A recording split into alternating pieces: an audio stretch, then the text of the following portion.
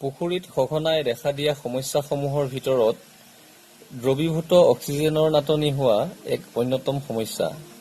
এই সমস্যাৰ পৰা তৎক্ষণাত মুক্ত হোৱাৰ বাবে পুখুৰীৰ পানীকে অথবা পাম্পৰ সহায়েৰে বৰিঙৰ পানী দিব লাগে। অক্সিজেনৰ নাটনিৰ ফলত মাছৰ শ্বাস-প্ৰশ্বাসৰ কষ্টৰ পৰা আৰম্ভ কৰি মৃত্যু পৰ্যন্ত হ'ব পাৰে।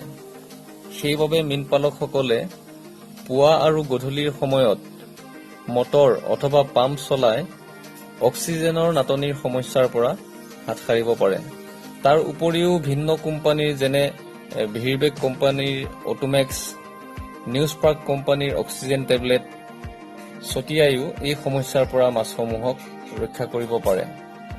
আমাৰ মীনপালকসকলে এটা কথা মন কৰিব লাগিব যে অক্সিজেনৰ যিটো সমস্যা, এই সমস্যাটো প্ৰায়ে হোৱা দেখা যায়, বিশেষকৈ ৰাতিপুৱাৰ ভাগত আৰু কেতিয়াবা গধূলিৰ ভাগতো দেখা পোৱা যায় যে মাছসমূহ জাউৰিয়ে অৰ্থাৎ জাক পাতি ওপৰলৈ আহি কমাই থকা দেখা যায়, যাৰ ফলত সময়মতে যদি আপুনি পদক্ষেপ নলয় তেতিয়াহ'লে মাছসমূহৰ মৃত্যু হোৱাৰ সম্ভাৱনাটোৱেই অধিক।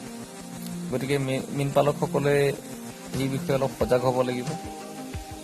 তৎক্ষণাত তেওঁলোকে ঔষধ নাথাকিলে মটৰ বা ডিজেল মেচিনৰ পাম্প চলাই দিব পাৰে, যাৰ ফলত ক্ৰমান্বয়ে দ্ৰবীভূত অক্সিজেনৰ পৰিমাণটো বাঢ়ি যাব আৰু ভাগৰত থকা মাছখিনিয়ে তৎক্ষণাত অক্সিজেন পোৱাৰ লগে লগে তললৈ যাবৰ কাৰণে চেষ্টা কৰিব।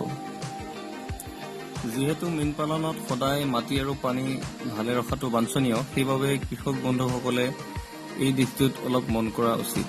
ধন্যবাদ।